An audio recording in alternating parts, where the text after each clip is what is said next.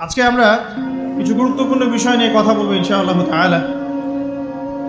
আমি আলোচনা শুরু করতে চাই পবিত্র কোরআনুল কারীমের সূরাতুল আলে ইমরান এর 102 নম্বর আয়াত থেকে। আল্লাহ রাব্বুল আলামিন অত্র আয়াতে বলেছেন, বা'দা আউযু বিল্লাহি মিনাশ শাইতানির রাজীম।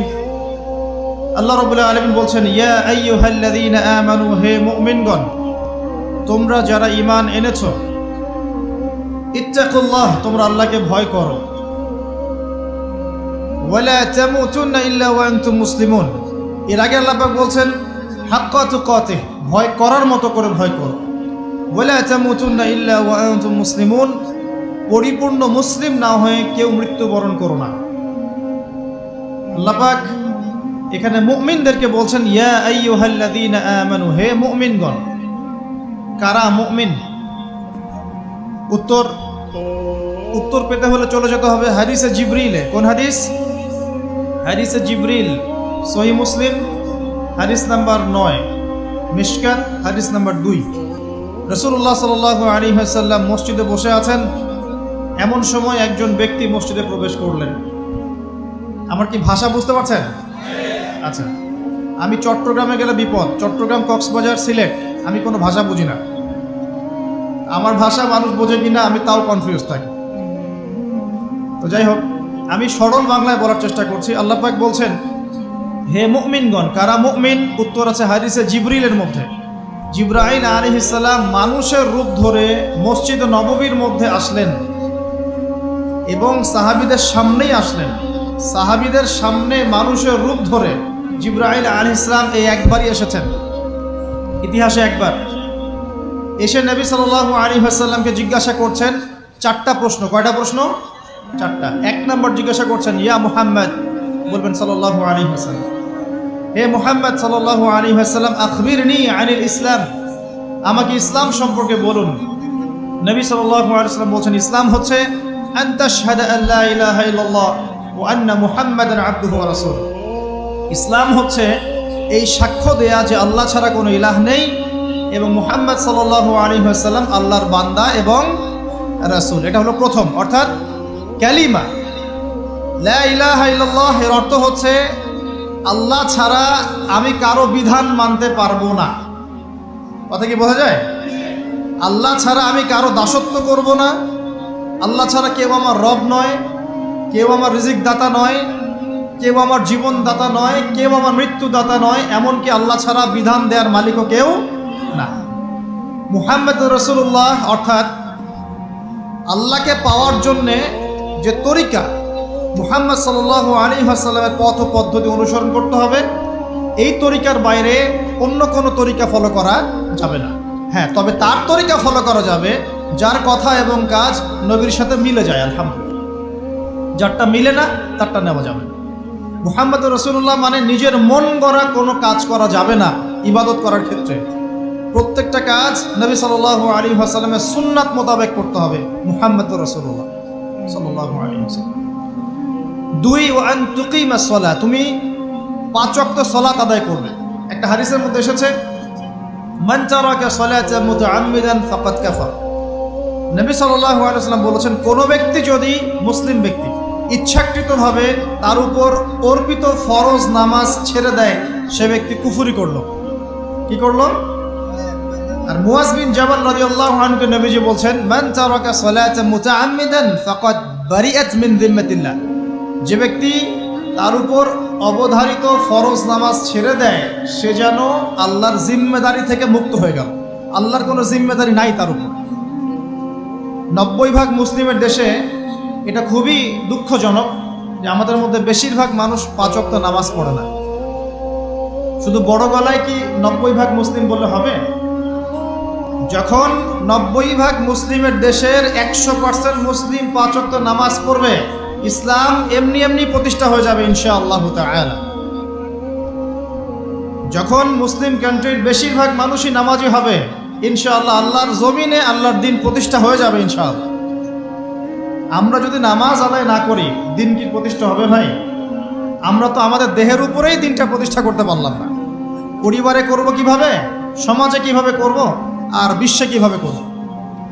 তবে আলোচনার একটা উদ্দেশ্য বলে দিয়ে থাকি, আগেই বলে দিই, ইসলাম দিয়ে পৃথিবী শুরু হয়েছে, নবী দিয়ে সভ্যতা শুরু হয়েছে, ইসলাম দিয়েই পৃথিবী শেষ হবে, নবী দিয়েই সভ্যতা শেষ হবে ইনশাআল্লাহ।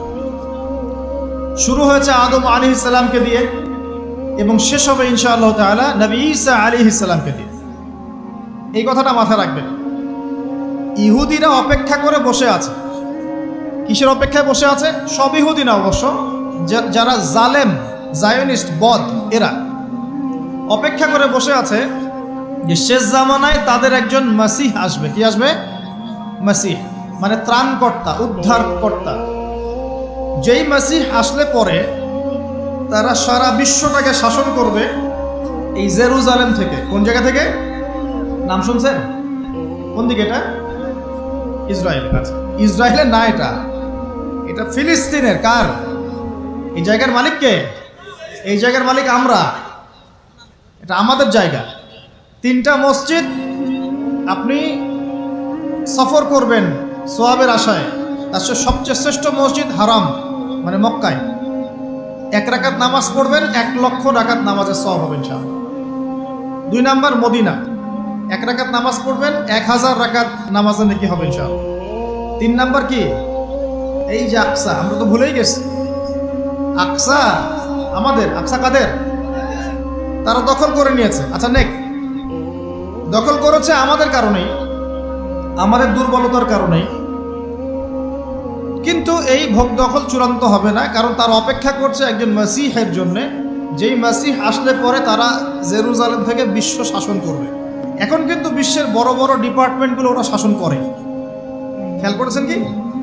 আপনি যে প্রযুক্তি ব্যবহার করেন এগুলোর চাবিকাঠি ওদের হাতে।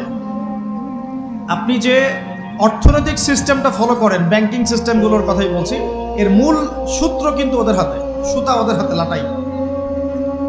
ইভেন আমরা যে পলিটিক্যাল সিস্টেমগুলো ফলো করি না, এগুলোর তন্ত্রমন্ত্র ওরাই দিয়েছে। যে মিডিয়াগুলো আছে বিশ্বে বড় বড়, সবকিছু ওদের হাতে। ফাইন্যান্স বলে, ফাইন্যান্স মানে বাণিজ্য, ট্রেড, এগুলো ওদের হাতে। বিশ্বের বড় বড় সেক্টরগুলো ওরা শাসন করছে, এটা সত্য। আরেকটা মারাত্মক কথা হচ্ছে, বিশ্বকে শাসন করতে হলে কিছু অস্ত্র লাগে। কি লাগে? অস্ত্র শস্ত্র ছাড়া হবে না। একটা দেশের সাথে একটা দেশের মনে করেন খারাপ সম্পর্ক, এখন একটা দেশের কাছে আছে দাকুরাল, আরেকটার কাছে আছে পারমাণবিক অস্ত্র। কে জিতবে? যার কাছে যত ভারী অস্ত্র আছে, শক্তিশালী, তার দাপট তত বেশি। তো এইসব বড় বড় মারণাস্ত্রগুলো, যেগুলোকে আমরা বলি নিউক্লিয়ার ওয়েপেন্স অথবা বলি থার্মোনিউক্লিয়ার ওয়েপেন্স, এগুলো ওদের হাতে। মাসিহ আসলে পরে তারা বিশ্ব শাসন করবে, এটা ওদের যে তালমুদ এই গ্রন্থের মধ্যে লেখা আছে। এবং তারা মনে করে যে এই দাজ্জালই হচ্ছে মাসিহ, তারা মনে করে। আর আমরা জানি হাদিস থেকে এই দাজ্জাল সত্যিকারের মাসিহ নয়। সত্যিকারের মাসিহকে ঈসা আলাইহিস সালাম। আল্লাহ পাক ঈসা আলাইহিস সালামের হাতে এই মিথ্যা মাসিহকে মেরে ফেলবেন প্যালেস্টাইনের বাবেলুদ নামক জায়গায়। কোন জায়গা? বাবেলুদ, হাদিসে বর্ণিত আছে। এবং তাকে মারার পরে নবী ঈসা আলাইহিস সালাম সেখান থেকে পুরো বিশ্বে আবারও ইসলামিক একটা খিলাফা কায়েম করবেন ইনশাআল্লাহ তাআলা। এটা হচ্ছে ইসলামের গন্তব্য, এটা হবেই। পৃথিবীর যত পরাশক্তিগুলো আছে এরা সবাই যদি ঐক্যবদ্ধ হয়ে যায় এবং এই ভবিষ্যৎবাণীটাকে মুছে ফেলতে চায়, কশ্চিনকালেও সফল হবে না ইনশাআল্লাহ। কারণ এটা বলেছেন কে?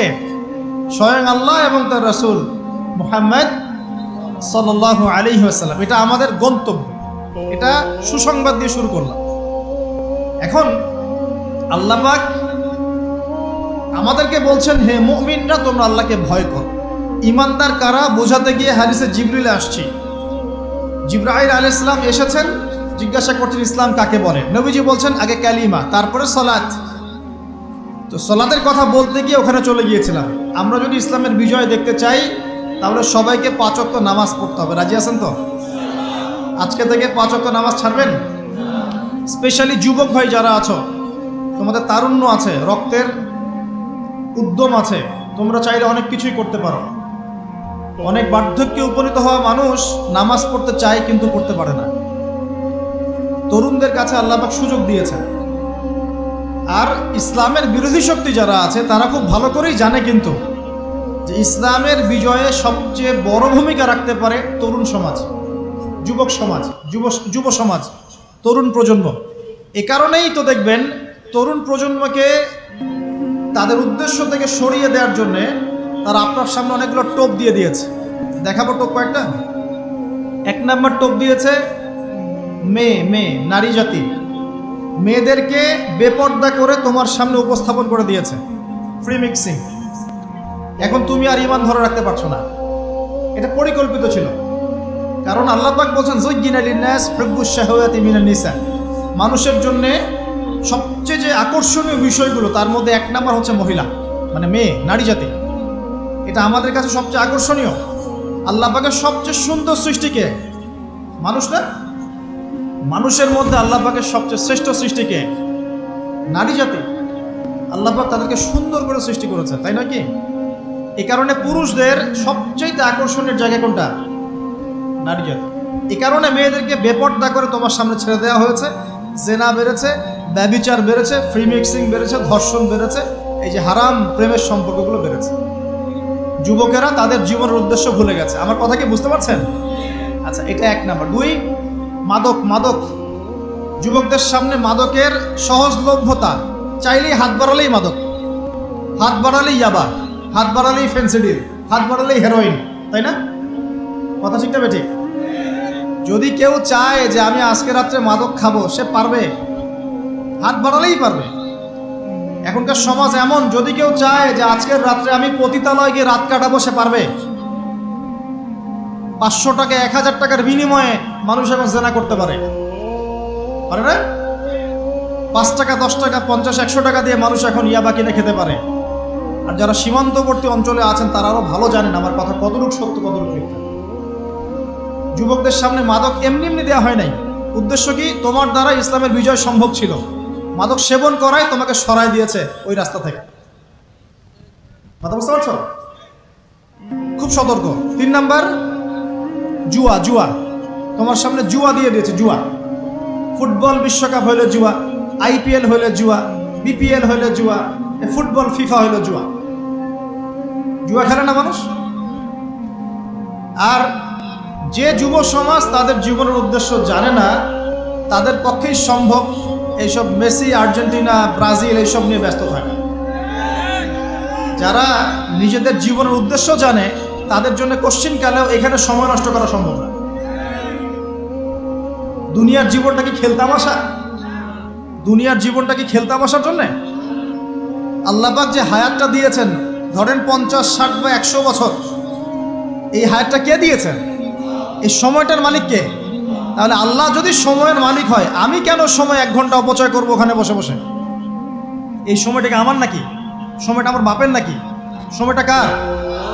আল্লাহর দেওয়ার সময় আমি টিভি সেটের সামনে বসে বসে 1.5 ঘন্টা নষ্ট করে ফেললাম। খেললো 2টা দল আর তালি বাজাচ্ছে আমি, মাশাআল্লাহ। কালকে দেখলাম কক্সবাজার থেকে আসার সময় রাস্তা ব্লক, পুরা একটা দল জিতেছে, পুরো রাস্তা ব্লক, হাঁটা যাচ্ছে না, মিছিল, পাগলের মতো মানুষ মোটরসাইকেলে ছুটছে, গাড়ি নিয়ে ছুটছে, সিগারেট খাচ্ছে, আরো যে কি খাচ্ছে, মেয়ে নিয়ে ঘুরছে, আর একটা পতাকা নিয়ে ঘুরছে। যে দেশের পতাকা নিয়ে ঘুরছে ওই দেশ জানেও না মনে হয় যে এই দেশে এই আমার সাপোর্টার আছে। হ্যাঁ, আর খেয়াল করে দেখবেন এই আয়োজনগুলো এখন করানো হচ্ছে মুসলিম দেশগুলোকে দিয়ে। মানে মুসলমানদের অবস্থা দেখলে এখন মনে হচ্ছে সুবহানাল্লাহ, যে হারাম একটা কাজকে জায়েজ করার যে কত তরিকা বের হয়েছে। এখন একটা মুসলিম কান্ট্রি জিতেছে, মানে ভাবখানা এমন যে এই জেতার ফলে আমরা ইসলামী খেলাফত কায়েম করে ফেলেছি। ভাবখানা এমন যে কুফফারদের সাথে মনে হয় যুদ্ধ জিহাদ করে বিশ্বের বুকে ইসলাম কায়েম করে ফেলেছে। ভাবখানা এমন। এই স্টেডিয়ামগুলো করতে কত কোটি বিলিয়ন ডলার খরচ করতে হয়েছে, কত শ্রমিক যে এই স্টেডিয়ামগুলো বানাতে মারা গেছে তোমরা জানোই না। কি হচ্ছে এখানে? পশ্চিমারা আসছে, এনজয় করছে, খেলাধুলা হচ্ছে। বিষয়টা কি জানেন? আমাদেরকে এই খেলাধুলার অহেতুক কাজে ব্যস্ত করে দিয়ে ওরা ওদের এজেন্ডা বাস্তবায়ন করছে। দেখবেন যখন রমজান মাস আসে তখন দেখবেন মুসলিম কান্ট্রির উপর নির্যাতন বাড়ে। যখন যখন বড় বড় ইভেন্ট হয়, ওয়ার্ল্ড কাপ, এইটা সেটা, দেখবেন ভিতরে ভিতরে মুসলিম কান্ট্রির উপর নির্যাতন বাড়তে থাকে। মানুষ একদিকে তাকায় থাকে, আর একদিকে উদ্দেশ্য সাধন করতে থাকে। বুঝাচ্ছি বিষয়টা।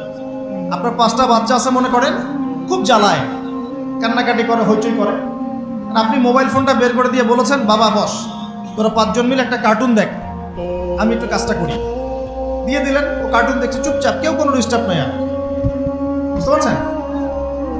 এই যে বাচ্চাগুলা কার্টুন দেখছে না, এগুলো হচ্ছে আমরা এখন। আর ওই যে কাজ করছে বা এটা হচ্ছে ওরা, পশ্চিমারা। আমার কথা কি বুঝতে পারেন? আচ্ছা, আমি সহজ করার চেষ্টা করছি। প্রিয় যুবক ভাইরা, মেয়ে তো উন্মুক্ত করে দিয়েছেই, মাদক তো দিয়েছেই, জুয়া দিয়েছে, অহেতুক এসব খেলতামাশা দিয়েছে তোমার সামনে, তোমার সময় কেড়ে নেওয়ার জন্য, তোমার হায়াত কেড়ে নেওয়ার জন্য।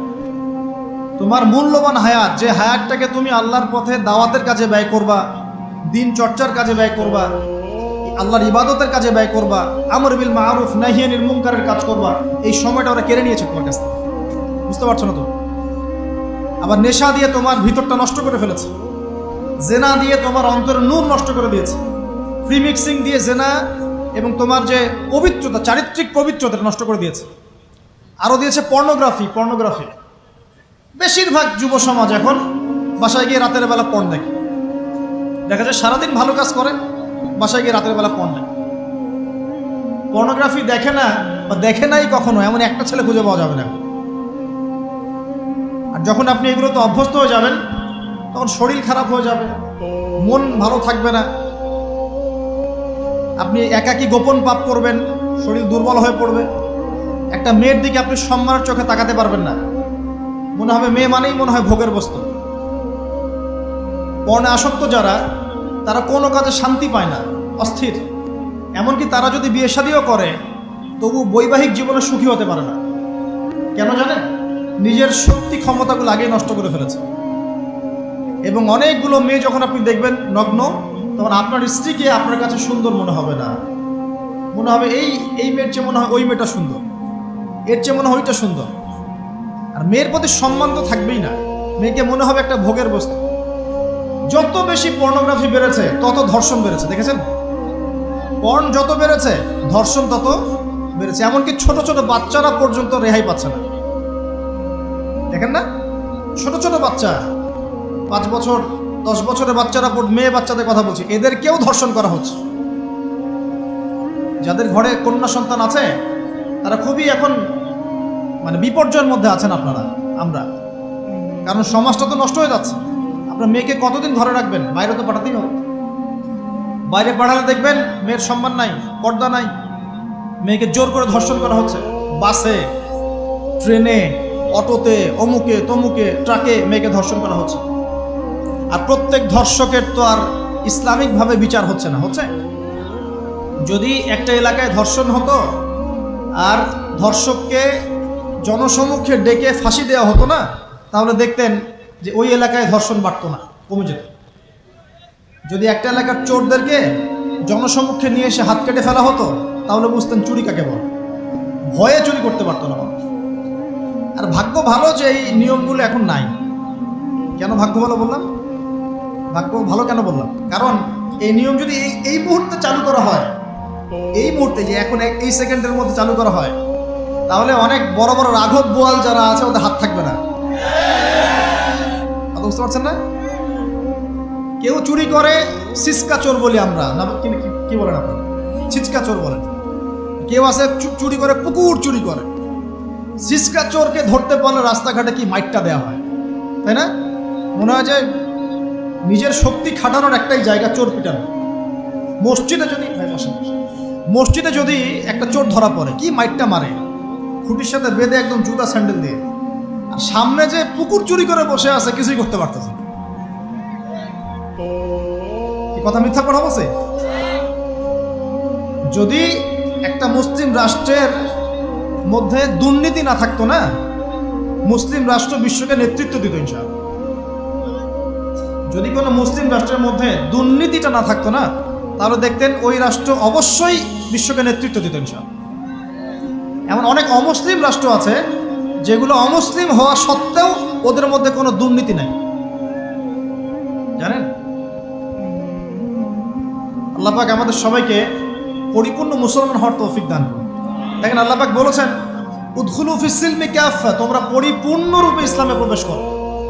এখন আমি যদি নামাজও পড়ি, আবার ঘুষও খাই, এদিকে রোজাও রাখি, আবার সুদও খাই, আবার এদিকে আমি হজমরাও করি, অন্যের সম্পদ আত্মসাৎ করি, মাপে কমও দেই, মজুদদারি করি ইত্যাদি, আমি কি পরিপূর্ণ মুসলিম?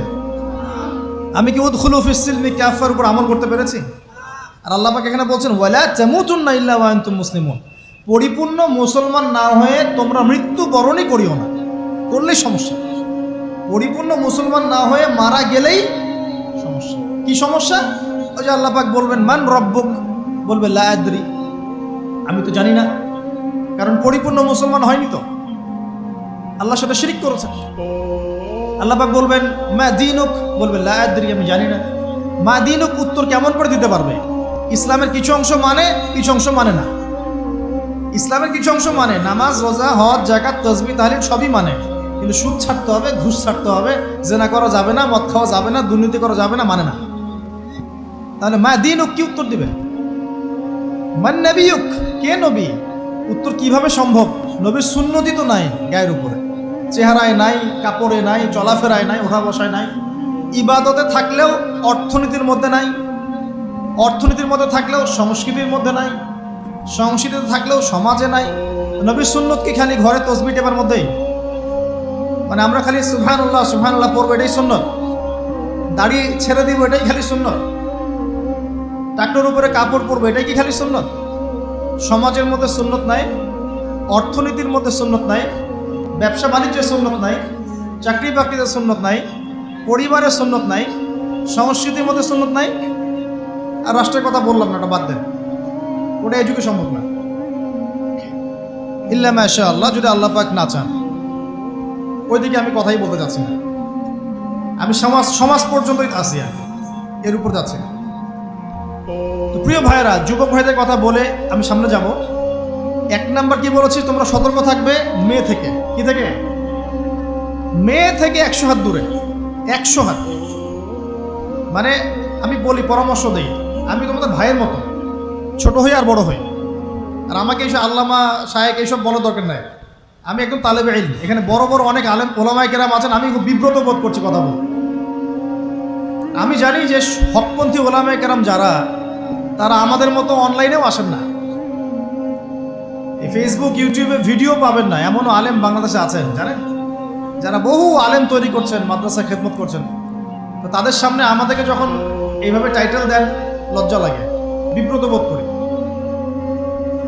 শেখার কোনো শেষ নাই। আমি একসময় মনে করতাম যে আমি যখন ইন্টারমিডিয়েটের পর থেকে চর্চা করা শুরু করছি, অনার্স মাস্টার্স পর্যন্ত, মনে করছি যে হ্যাঁ, মনে হয় ইসলাম সম্পর্কে ভালোই জানছি। তারপর যখন কওমি আলেমদের কাছে পড়তে শুরু করলাম, বলি এগুলো ভিতরের কথা, খোলামেলা বলি, গল্প করছি আপনাদের সাথে, রাগ করছেন নাকি? তখন বুঝলাম যে বিগত 5-7 বছরে তো আমি কিছু পড়াশোনা করছি বলে মনে হচ্ছে না। যেমন একটা হাদিস শো করে বললাম যে ওস্তাদ, এই যে আল্লাহ রাসূল সাল্লাল্লাহু আলাইহি ওয়াসাল্লাম বলেছেন যে একজন মুমিন ব্যক্তি আর একজন মুমিন ব্যক্তির আয়না স্বরূপ। কি স্বরূপ? আয়না স্বরূপ। তো আমি যদি অনলাইনে কোনো ভাইয়ের ভুল ধরিয়ে দেই সমালোচনার মাধ্যমে, তাহলে কি আমি হাদিসের উপর আমল করলাম না? তখন ওস্তাদ মিটিমিটি হাসছেন, বলছেন যে তোমার তো টুকটাক অ্যারাবিক গ্রামারের বেস ভালোই, তোমার কি মনে হয়? আমি বললাম যে আমার কাছে তো এটাই মনে হচ্ছে যে আমি যদি সমালোচনা করি, আমি তো আমর বিল মারুফ নাহি আনিল মুনকারের কাজই করলাম। তো তিনি বলছেন আসলে এই হাদিসের ব্যাখ্যা এমন হয়। কেমন ব্যাখ্যা? তুমি কি খেয়াল করো নাই? আমাকে বলছো তুমি কি খেয়াল করো নাই, তুমি যখন আয়নার সামনে গিয়ে দাঁড়াও, তখন আয়না কিন্তু তোমার সাথে কথা বলে না, আয়না নীরব থাকে, স্থির থাকে, কিন্তু তোমার দোষ ত্রুটি কোথায় আয়না কিন্তু দেখিয়ে দেয়। মনে করেন, বুঝাচ্ছি, মনে করেন আপনার গাল কেটে গেছে, আপনি আয়নার সামনে দাঁড়িয়েছেন, আয়না কিন্তু আপনাকে বলে দিবে না এই যে তোমার গাল কাটা, এই ছেলে তোমার গাল কাটা, হ্যাঁ এই মেয়ে, এই ছেলে তোমার এই সমস্যা ওই সমস্যা, বলবে? চুপচাপ থাকবে, আয়না দেখিয়ে দিবে আপনার ভুলটা কোথায়। তিনি আমাকে হাদিসের ব্যাখ্যা শেখাচ্ছেন, বলছেন যে একজন মুমিন ভাই যদি কোনো ভুলের উপর থাকে, তুমি সঠিকটা আমল করে ওর সামনে দাঁড়িয়ে দেখিয়ে দিবে যেটা সঠিক। তো বুঝলাম, যতদিন যাচ্ছে আমি বুঝতে পারছি যে আসলে এই জ্ঞানের সমুদ্র যে কত গভীর, 100 বছর হায়াত দিলেও মনে হয় শেষ করতে পারবো না। প্রিয় যুবক ভাইরা, নসিহত করছি, সেটা হচ্ছে যে দিনের জ্ঞান অর্জন করতে হবে। জ্ঞান অর্জনের কোনো বিকল্প নাই। আর জ্ঞান অর্জনের জন্য শুধুমাত্র ফেসবুক, ইউটিউব যথেষ্ট নয়। এগুলো কনস্ট্রাকটিভ কোনো মাধ্যম নয়, বরং ফিতনা ছড়াবে এগুলো কিন্তু বেশিরভাগ ক্ষেত্রে ফিতনাই ছড়াচ্ছে। আপনার কাছে মনে হচ্ছে হয়তো যে অনেক কিছু লাইভ হচ্ছে, আমরা পাচ্ছি, হ্যাঁ, অনলাইনের মাধ্যমে জানছি, হ্যাঁ ঠিক আছে, স্বীকার করি ভালো আছে, কিন্তু মন্দটা অনেক বেশি। এর মধ্য দিয়ে আলেমে বিভক্তি হয়ে গেছে। এর মধ্য দিয়ে একে অপরের সাথে আমাদের সম্পর্ক নষ্ট হয়ে যাচ্ছে। গীবত, তহমত, সমালোচনা, কাদা ছড়াছড়ি সংস্কৃতি বাড়ছে, ঐক্য বিনষ্ট হচ্ছে, অনেক সমস্যা হচ্ছে। আর এগুলো কনস্ট্রাকটিভ সিলেবাস নয়। সিলেবাস আপনাকে ওলামায়ে কেরামের কাছে এসে জানতে হবে। আমি বলছি 1 নাম্বার কোরআন থাকবে। আপনাদের জেনারেলদের জন্য বলছি, কারণ আপনাদের জন্য এটা এত সহজ হবে না। মাদ্রাসা যারা পড়া শুরু করেছেন ছোটবেলা থেকে তাদের জন্য সহজ, আপনাদের জন্য এত সহজ নয়। সিলেবাসগুলো জেনে রাখেন। কোরআন পড়তে হবে আগে, পবিত্র কোরআনের বিশুদ্ধ তেলাওয়াত শিখতেই হবে, এবং প্রত্যেক দিন চেষ্টা করবেন 1 পৃষ্ঠা 2 পৃষ্ঠা, আধা পারা 1 পারা করে তেলাওয়াত করার জন্য। তেলাওয়াতের কোনো বিকল্প নাই, প্রত্যেক হরফে 10 নেকি পাবেন ইনশাআল্লাহ। এরপরে এর ভাষা আছে, কোরআনিক গ্রামার আছে, নাহু সরফ। আর এই বইগুলো আপনি একা পড়তে পারবেন না। এই বইগুলো পড়তে হলে ওস্তাদ লাগবেই। এক একটা বই 2 বছর করে পড়তে হইতে পারে, পড়তে হবে। যদি আপনি কোরআন জানতে চান, বুঝতে চান, পড়তে হবেই। আর যদি মনে করেন না আমার এত জানা বোঝার দরকার নাই, সেটা আলাদা বিষয়। তখন আপনি ওলামায়ে কেরামের কাছে গিয়ে জিজ্ঞাসা করে মাসআলা নিয়ে নেবেন। এখানে একটা কথা বলে দিই, এখন আবার একটা নতুন আমি ফিতনাই বলবো বের হয়েছে যে আলেম ওলামার প্রয়োজন নাই, কোরআন হাদিস বাসায় পড়বা, নিজে একা একাই মুস্তাহিদ হয়ে যাবা। অনেক দিনই ভাইকে দেখছি আমি, যুবক, ইয়াং, তার আগে বিপদগামী ছিলেন, হেদায়েত হয়ে ইসলামের দিকে এসেছেন, এখন প্রথমেই সহিহ বুখারী টান দিয়ে পড়াশোনা করেন। কে বললো আপনাকে প্রথমে সহিহ বুখারী পড়তে? আপনি কি এক লাভ দিয়ে এই মেডিকেল সায়েন্সের বই পড়তে যাবেন? এত কঠিন বই আগে কেন? এই বইগুলো পড়তে ওলামায়ে কেরামের 15-20 বছর সময় লাগে। 15-20 বছর সময় লাগে। 15 বছর বেশি বলে ফেলছে মনে হয়। আমাদের মতো হলে 20 বছর লাগে। কঠিন বই আগে না, আগে সহজ বইগুলো পড়তে হতো। তো ভাবখানা তখন দেখা যায় এমন, কয়েকটা হাদিসের কিতাব পড়ে, কোরআনের কিছু অনুবাদ করে, আলেম ওলামার আর দরকার নাই, কোনো মাযহাবেরও দরকার নাই, আমি নিজে একাই মুস্তাহিদ। এটা একটা ফিতনা চলছে। তো আমি বুঝাচ্ছি আপনাকে, একটা মাসআলা ধরেন আপনার সামনে আসলো, মনে করেন ওই যে আমি পেপার মানি নিয়ে কথা বলেছিলাম না, কাগজের টাকা, এরপর আসছে ক্রিপ্টোকারেন্সি। কি আসছে? নাম শুনুন নাই? ইলেকট্রনিক মানি তো চলে আসছে, যে ইলেকট্রনিক মানি দিয়ে আপনারা লেনদেন করছেন না, এরপরে আসবে ক্রিপ্টোকারেন্সি। ক্রিপ্টোকারেন্সি মানে বিটকয়েন। এগুলো ভবিষ্যৎবাণী না, কিন্তু কিছু মানুষ মনে করে এগুলো ভবিষ্যৎবাণী। এগুলো ভবিষ্যৎবাণী না, এগুলো বর্তমান। অলরেডি পৃথিবীর কিছু কিছু দেশে চলে আসছে, হয়তো বা এদেশেও অচিরে আসবে। তো মনে করেন এখন আপনি একজন সাধারণ মানুষ, ক্রিপ্টোকারেন্সি কি জিনিস আপনি বোঝেন না। এখন আপনি একজন আলেমের কাছে আসলেন, এসে বললেন যে হুজুর, ক্রিপ্টোকারেন্সি কি জিনিস আমি বুঝি না, এটা হালাল না হারাম, জায়েজ না জায়েজ, কতটুকু রাখা যাবে রাখা যাবে না, মাসআলা দেন। এখন আমি যদি আপনাকে বলি, এই যে ভাই নেন কোরআন, এই যে তাফসীর ইবনে কাসির নেন, জালালাইন নেন, মারিফুল কোরআন নেন, এই যে বুখারী, মুসলিম, তিরমিজি, আবু দাউদ, নাসাই, সবগুলো নেন, বাসায় গিয়ে পড়াশোনা করে মাসআলা বের করেন, পারবেন? সম্ভব কি? কে পারবে? যিনি মুস্তাহিদ। আর একটা সমাজের মধ্যে মুস্তাহিদ মানুষের সংখ্যা কতজন থাকে? অল্প কিছু। বেশিরভাগ মানুষই তো অন্ধ অনুকরণ তাকলিদ করতে হবে তাকে। তখন এই যে আপনি আমার কাছ থেকে মাসআলাটা জানলেন, এই মাসআলা জেনে নেওয়াটা কি আপনার জন্য উচিত না অনুচিত? আপনার এই মাসআলা জেনে নেওয়াটা কি উচিত না অনুচিত? এই মাসআলা আমার কাছে বা আলেমের কাছে না জানলে কিভাবে শিখবেন আপনি? শেখার জন্য আপনাকে আসতে হবে না? এটাই মাযহাব। এখানে বিভ্রান্তির কোনো সুযোগ নাই যে আমি এগুলা মানি না, আমি খালি বইপত্র একা একা পড়বো, আলেম হয়ে যাবেন, সম্ভব না। যখন আমরা কলেজে পড়তাম অনেক সময় মনে হতো যে হয়তো বা সম্ভব। যখন পড়া শুরু করেছি তখন দেখছি যে না, এই সমুদ্রে ডুব দেওয়া কেবল শুরু, এর তলানে খুঁজে বের করতে 100 বছর লাগবে মনে হয়, আল্লাহ ভালো জানে। আল্লাহু আকবার, দিনের জ্ঞান এত বেশি। আলী রাদিয়াল্লাহু আনহু একটা কথা বলে দেই, দিয়ে সামনে যাচ্ছি। আলী রাদিয়াল্লাহু আনহু শেষ বয়সে বলছেন, তাকে প্রশ্ন করা হচ্ছে যে আপনার কি কোনো দুঃখ আছে জীবনে? আলী রাদিয়াল্লাহু আনহু বলছেন যে আমি শুরু থেকে নবী সাল্লাল্লাহু আলাইহি ওয়াসাল্লামের পাশে ছিলাম, আমার দুঃখ নাই, তবে একটা মনের কষ্ট। কি? আমি যে জ্ঞানগুলো শিখেছি নবীর কাছ থেকে সাল্লাল্লাহু আলাইহি ওয়াসাল্লাম, সেই জ্ঞান বিতরণ করার জন্য কোনো পাত্র খুঁজে পেলাম না। কি গভীর কথা! যে জ্ঞান শিখেছি এটা বিতরণ করার পাত্রই খুঁজে পেলাম না। তাহলে পাত্র, আমরা তো পাত্র, জ্ঞান বিতরণ করবেন উলামায়ে কেরাম। পাত্র আমরা যদি পরিষ্কার না হয় জ্ঞান কিভাবে পাবেন? সম্ভব না। আরেকটা বিষয় বলে দেই, যখন আপনি জ্ঞানের চর্চায় মাঠে নামবেন, আল্লাহ পাক আপনার সম্মানার্থে ফেরেশতার পাখা আপনার পায়ের নিচে বিছিয়ে দিবেন ইনশাআল্লাহ। আর যখন আপনি জ্ঞান চর্চা করে আলেম হবেন ইনশাআল্লাহ তাআলা, আপনার জন্যে আসমান জমিনের সমস্ত মাখলুক, এমনকি সমুদ্রের নিচের মাছ, গর্তের ভিতরের পিপিলিকা, সবাই আল্লাহর কাছে আপনার জন্য ইস্তেগফার করবে ইনশাআল্লাহ। একটা হাদিসে নবীজি বলেছেন যে আকাশের চাঁদটাকে তোমরা যেমন দেখো উজ্জ্বল অন্য নক্ষত্রগুলোর তুলনায়, ঠিক তেমনি সাধারণ মানুষের উপরে একজন আলেমের মর্যাদা এমন। তো প্রিয় ভাইয়েরা, যুবক ভাইদেরকে বলছি স্পেশালি, আজকের লেকচারটা স্পেশালি তোমাদের জন্যই। এই ফাঁদগুলো থেকে বেঁচে থাকবে এবং এলেম অর্জন করবে। এলেম অর্জনের কোনো বিকল্প নাই, এবং এলেম অর্জনের জন্য সিলেবাস লাগবে। আর অনেক বইপত্র একা একা পড়তে পারবে না, আলেম ওলামাদের সংস্পর্শ লাগবেই, অন্যথায় পারবে না। এর পাশাপাশি আপনি সিরাতের বই পড়বেন, ইতিহাস পড়বেন, ইসলামিক অর্থনীতি পড়বেন, হ্যাঁ, ভূরাজনৈতিক প্রেক্ষাপটের বইগুলো পড়বেন, এগুলো ঠিক আছে। এবং জেনারেল লাইনে যেখানে পড়াশোনা করছেন, এই পড়াশোনাও কন্টিনিউ করবেন, এবং আপনার প্রতিভা দিয়ে আপনার জায়গা থেকেই ইসলামের খেদমত করবেন ইনশাআল্লাহ। পারা যাবে না? আল্লাহ তৌফিক দান করুন। যুবক ভাইদের সামনে এই ফাঁদ। কেন ফাঁদ? কারণ যুবক ভাইরা যদি জীবনের উদ্দেশ্য জেনে ফেলে এবং ইসলাম প্রতিষ্ঠার কাজে আত্মনিয়োগ করে, তাহলে কুফার শক্তি পালানোর জায়গা খুঁজে পাবে না ইনশাআল্লাহ।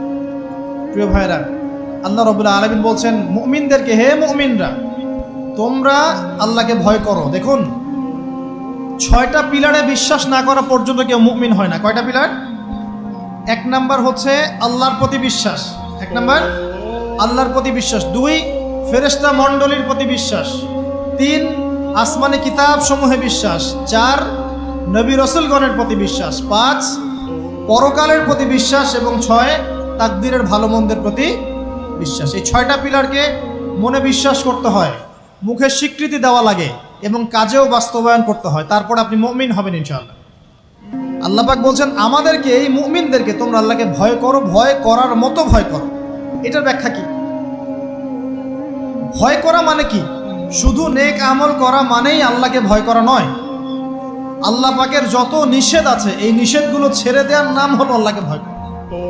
যদি আমি নামাজ পড়ি, প্রমাণিত হবে না যে আমি আল্লাহকে ভয় করি। হারাম ছেড়ে নামাজ পড়েন, হালাল খেয়ে নামাজ পড়েন, প্রমাণ হবে আপনি আল্লাহকে ভয় করেন।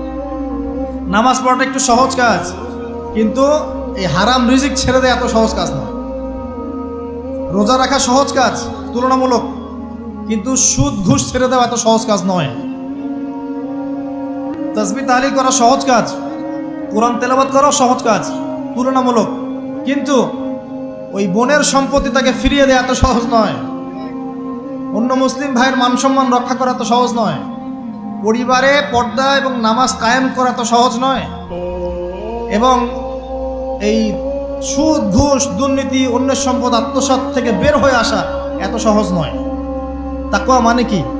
পরিপূর্ণরূপে ইসলামে প্রবেশ করা, আল্লাহ পাকের যাবতীয় হুকুম আহকাম মেনে চলা, আদেশও এবং নিষেধ। আল্লাহ পাক বলছেন শেষে, ওয়ালা তামুতুন্না ইল্লা ওয়া আনতুম মুসলিমুন। একজন নবীর কথা খালি বলবো, বিশৃঙ্খলা করেন না, একটু ধৈর্যের সাথে বসেন। আমরা খুব লম্বা আলোচনা করবো না, একটু বসেন, শেষ করে দিচ্ছি আস্তে আস্তে। আর যদি কারো কোনো প্রশ্ন থেকে থাকে, এভাবে চিরকুট আকারে আমাদের এখানে দিতে পারেন ইনশাআল্লাহ।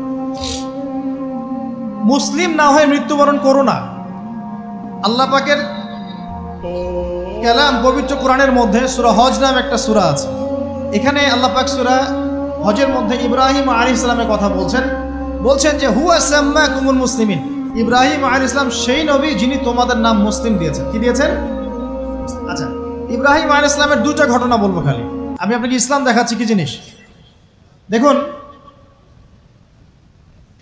তার স্ত্রীকে আল্লাহ পাক বলছেন রেখে আসো, হাজেরা আলাইহিস সালামকে রেখে আসো মক্কার কাবা ঘরের কাছে, যেখানে কোনো মানুষ নাই, কোনো খাবার পানি কিচ্ছু নাই, সাথে ছোট সন্তান ইসমাইল।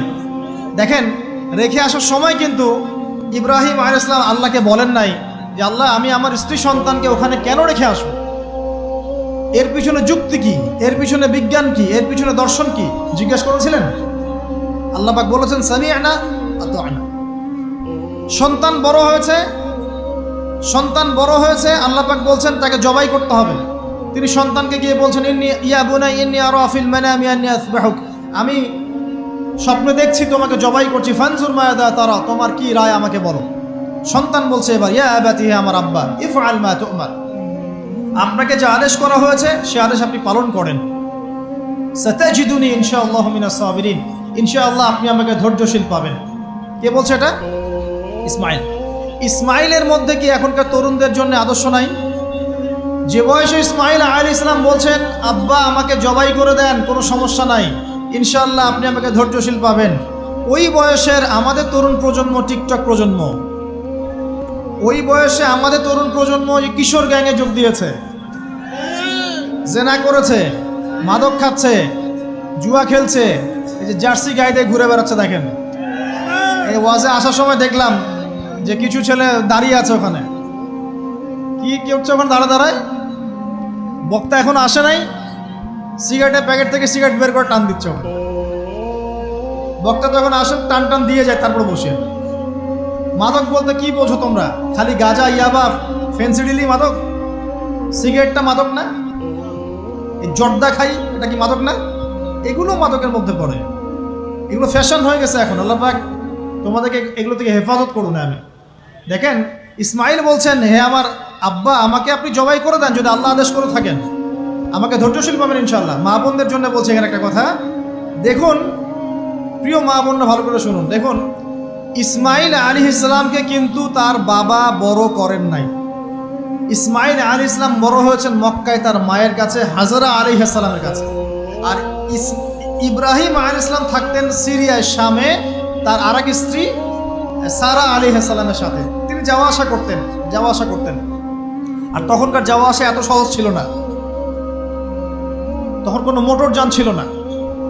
তো দেখুন, যেমন মা তেমন সন্তান। কেমন মা? হাজরা আলাইহিস সালামকে বলা হচ্ছে যে তোমাকে এখানে রেখে যেতে আল্লাহ আদেশ করেছেন। হাজরা আলাইহিস সালাম বলছেন এখানে তো কোনো পানিও নাই, কোনো খাবারও নাই, আপনি এখানে আমাদেরকে একা ফেলে যাচ্ছেন। ইব্রাহিম আলাইহিস সালাম বলছেন আল্লাহর আদেশ, কিছু করার নাই। এখন হাজরা আলাইহিস সালাম বলছেন আচ্ছা যদি আল্লাহ আদেশ করে থাকেন তাহলে ইনশাআল্লাহ আল্লাহ আমাদের হেফাজত করবেন, আল্লাহর প্রতি আমি পূর্ণ তাওয়াক্কুল করলাম। কে বলছেন? হাজরা।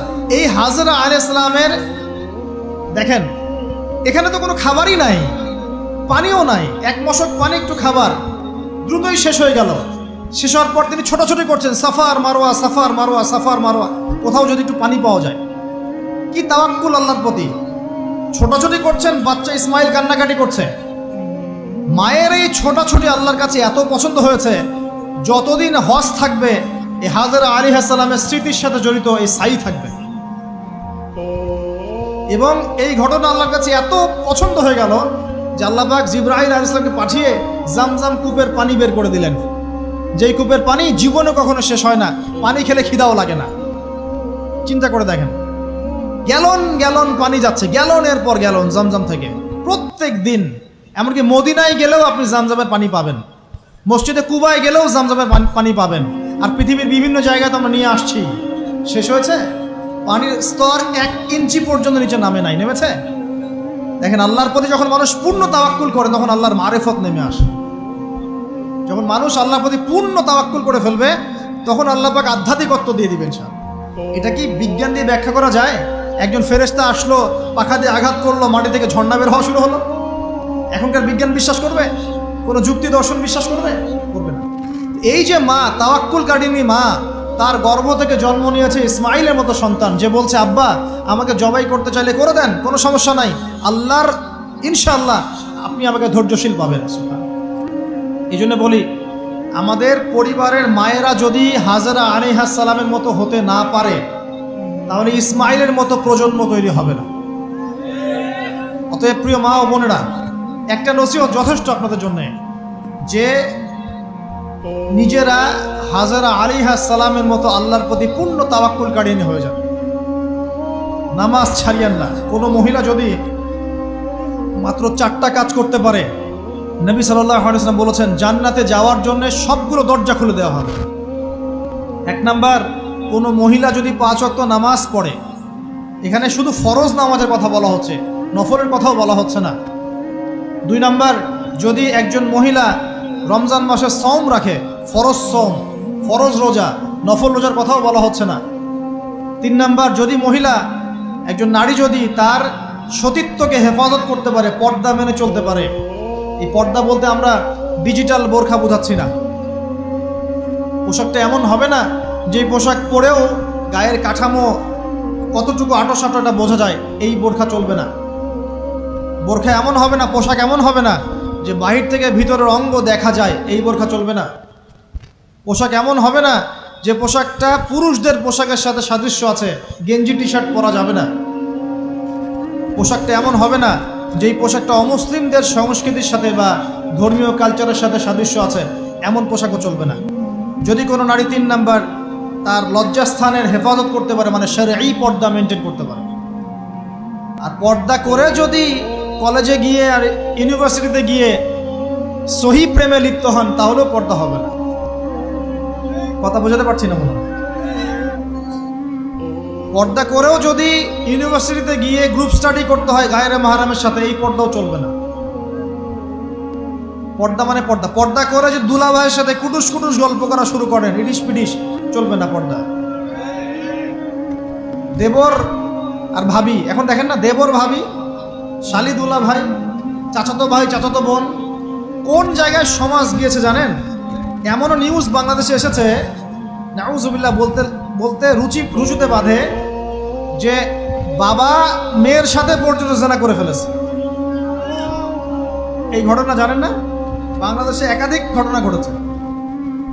আস্তাগফিরুল্লাহ, ইন্না লিল্লাহি ওয়া ইন্না ইলাইহি রাজিউন। কোন যুগে আছেন চিন্তা করেন। কেউ কারো থেকে বাদ না, শিক্ষকের সাথে ছাত্রী, ছাত্রর সাথে শিক্ষিকা, বসের বস আর কলিগ, মহিলা কলিগ বস, মহিলা বস, পুরুষ কর্মচারী, হ্যাঁ, অমুক কর্মকর্তা, তমুক কর্মকর্তা।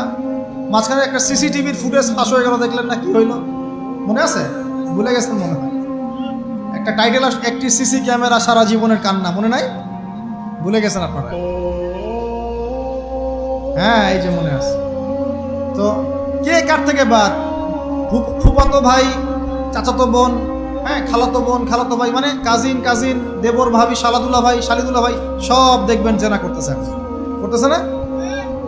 পরকিয়া তো নিত্যদিনের ব্যাপার। পরকিয়া না করলে এখন পেটের ভাতই হজম হয়। বাসায় একটা স্ত্রী আছে, বাইরে 3-4টা মেয়ের সাথে টাঙ্কি মেরে বেড়াবে, কোনো সমস্যা নেই।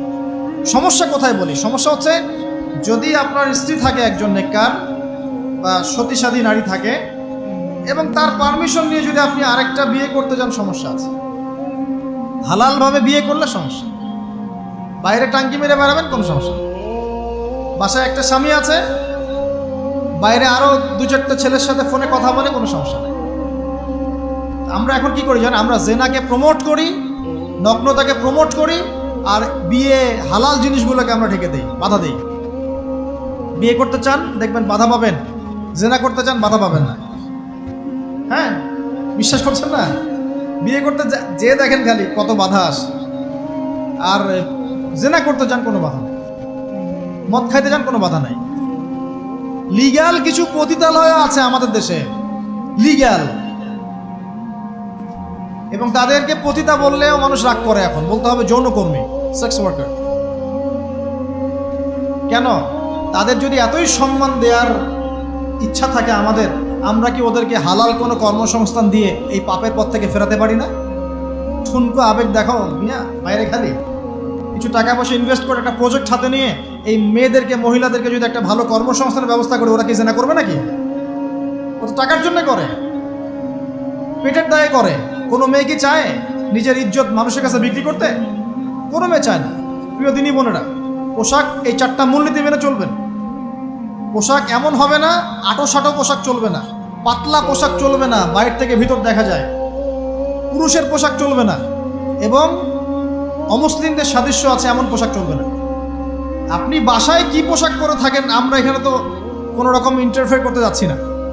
বাইরে যদি গায়রে মাহরামদের সাথে বের হন, সামনে বের হন, তাহলে অবশ্যই আপনাকে এই পর্দা মেনটেন করেই আসতে হবে। এটা ইসলামিক লস।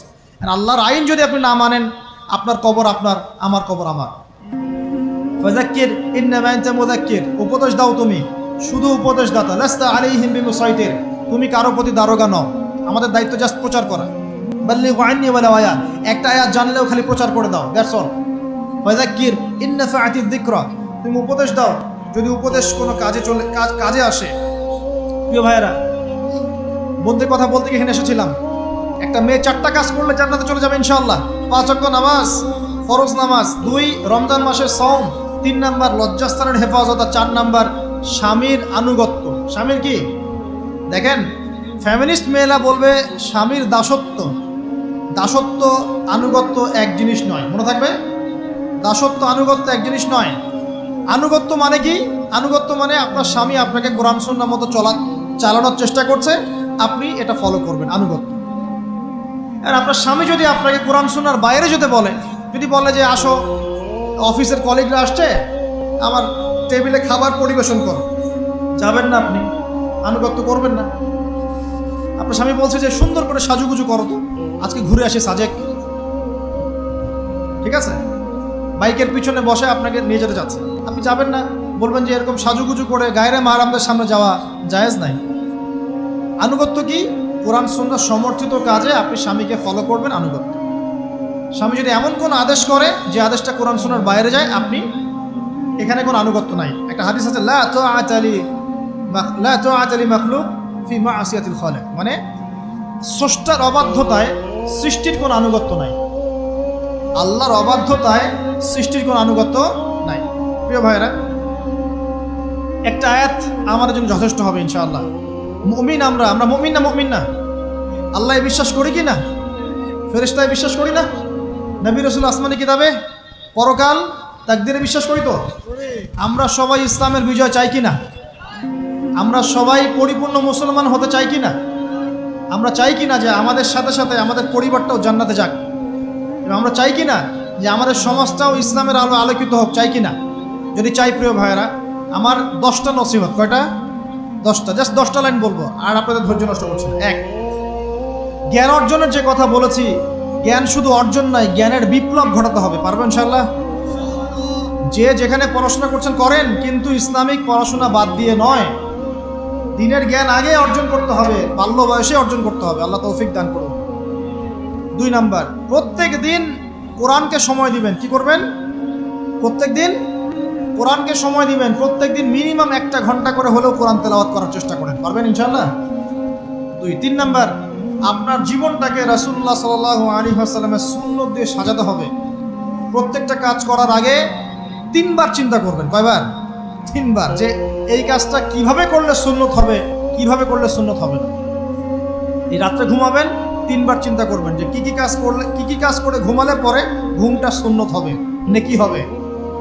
ওযু করবেন, সূরা ফালাক নাস ইখলাস পড়বেন, আয়াতুল কুরসি পড়বেন, সূরা বাকারার শেষে 2টা আয়াত পড়বেন, 33 বার সুবহানাল্লাহ, 33 বার আলহামদুলিল্লাহ, 34 বার আল্লাহু আকবার পড়বেন। ডান দিকে কাত হবেন, আল্লাহুম্মা বিইসমিকা আমুতু আহইয়া। ব্যাস।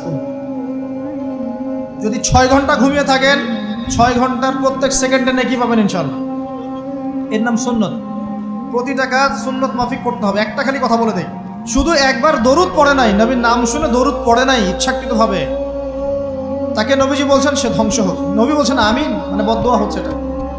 তাহলে সারা জীবন যে আমরা দাড়ি রাখছি না, টাকনুর নিচে কাপড় পরছি, হ্যাঁ, যে গোফ লম্বা করে একদম শুশুকের মতো রেখে দিয়েছি, কাটছি না, লেবাস ইসলাম না আসছে না, নামাজ পড়ছি না সুন্নাহ মোতাবেক জীবন করছি না, আমাদের কি হবে? আমরা কি নবী সাল্লাল্লাহু আলাইহি ওয়াসাল্লামের সুপারিশ পাবো? কবরে তাকে দেখালে উত্তর দিতে পারবো? পারবো ইনশাআল্লাহ। কখন? যখন আমরা পুরো জীবনটাকে নবীর সুন্নাহ মতো ঢেলে সাজাবো ইনশাআল্লাহ। সূরা আল ইমরানের মধ্যেই আছে, কুল ইন কুনতুম তুহিব্বুনাল্লাহ ফাত্তাবিউনি। আল্লাহ বলছেন, হে নবী বলে দিন, তোমরা যদি আমার ভালোবাসা চাও, আল্লাহকে পেতে চাও, তাহলে নবীকে অনুসরণ করো, আমাকে অনুসরণ করো। আল্লাহ পাক কি করবেন? ইউহিব্বুকুমুল্লাহ, আল্লাহ পাক তোমাদেরকে ভালোবাসবেন। ইয়াগফির লাকুম যুনুবাকুম, আল্লাহ পাক তোমাদের সমস্ত গুনাহ মাফ করে দেবেন ইনশাআল্লাহ। আল্লাহু গফুরুর রহিম। 3 নাম্বার বলেছি ভাই, নবীর সুন্নাহ মতো জীবন গড়েন। 4, একটা হালাল রিজিক অন্বেষণ করেন, হারামে যাবেন না। ওয়াদা করেন যে না খেয়ে মরে গেলেও হারাম রিজিকে যাবেন না। পারবেন তো ইনশাআল্লাহ? আল্লাহ পাক তৌফিক দান করুন। 5 নাম্বার, পরিবারের আদর্শ হবে জান্নাতি আদর্শ। পরিবারের মধ্যে অনইসলামিক কোনো কালচার ঢুকতে দিবেন। টিভিটা আছে না পরিবারে, আসার মানে আছে ভেঙে দিবেন।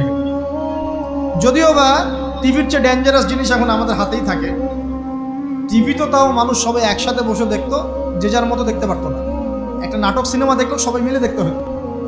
এখন তো ফোন, সবার ঘরে ঘরে একটা পৃথিবী, সবাই ঘরে ঘরে যে যার মতো দেখছে। আর টিভি ভাঙে আর কি করবো, বাদ দেন, থাক, টিভি আর ভাঙে। আচ্ছা, আর পরিবারে পর্দা থাকতে হবে। ছোটবেলা থেকে সন্তানদেরকে কোরআনের শিক্ষা দেওয়া লাগবে, তালিম থাকতে হবে পরিবারে। পরিবারে হালাল রিজিক থাকতে হবে। একটা কথা বলি, পরিবারে মেয়েদের প্রতি, স্পেশালি মেয়েদের প্রতি নরম থাকবেন, কঠিন হয় না। কারণ আমার অভিজ্ঞতা থেকে বলছি ভাই, নারী জাতির প্রতি কঠিন হয়ে কোনো ফায়দা নাই। যত কঠিন হবেন তত সমস্যা।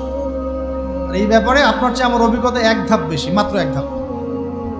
আচ্ছা, 5টা। 6 নাম্বার হচ্ছে ইসলামিক কিছু ফাউন্ডেশন বা অ্যাসোসিয়েশন গড়ে তোলার চেষ্টা করেন।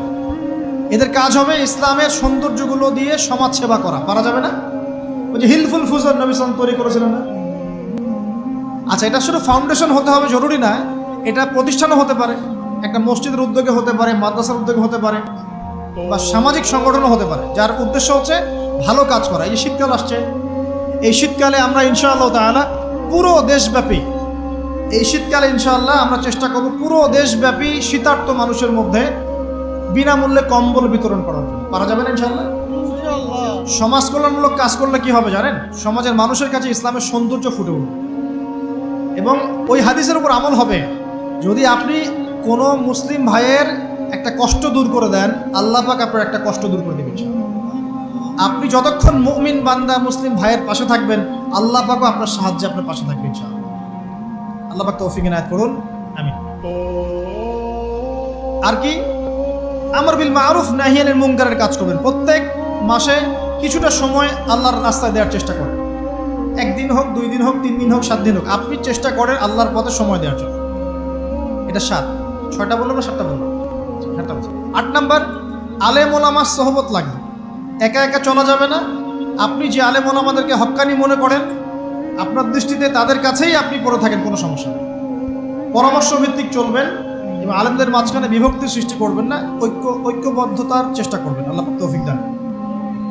আর 2টো হচ্ছে আপনার পরবর্তী প্রজন্ম, বাচ্চা কাচ্চা যারা আছে, তাদেরকে এখন থেকেই পরিপূর্ণ মুসলমানের মতো গড়ে তুলবেন।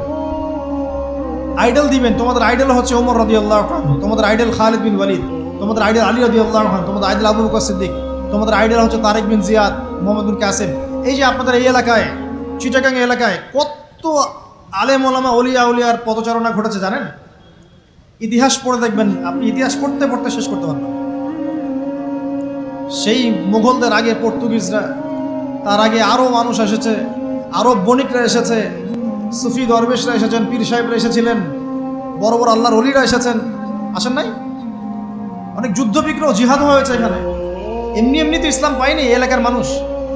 ইসলাম এখানে প্রচার করা হয়েছে, প্রতিষ্ঠা করা হয়েছিল। ইবনে বতুতাও এখানে এসেছিলেন। হিস্ট্রি পড়ে দেখেন। তো আমাদের পরবর্তী জেনারেশনকে শেখাতে হবে আমাদের শেকড় কোনটা, আমাদের শেকড় ওদেরকে চেনাতে হবে। পারবো না ইনশাল্লাহ? আর সবশেষ কথা হচ্ছে ভাই, যে আমাদের মা বোনদেরকে খাস পর্দায় রাখার চেষ্টা করেন, কোনোভাবেই যেন তাদের ইজ্জত আবরু কেউ সম্ভ্রম নষ্ট করতে না পারে। আল্লাহ পাক আমাদের সবাইকে এই আদর্শগুলো মেনে চলে তৌফিক ইনায়াত করুন, আমিন। أقول قولي هذا أستغفر الله لي ولكم ولسائر المسلمين بارك الله لنا ولكم بالآيات الحكيم إنه تعالى جواد كريم بر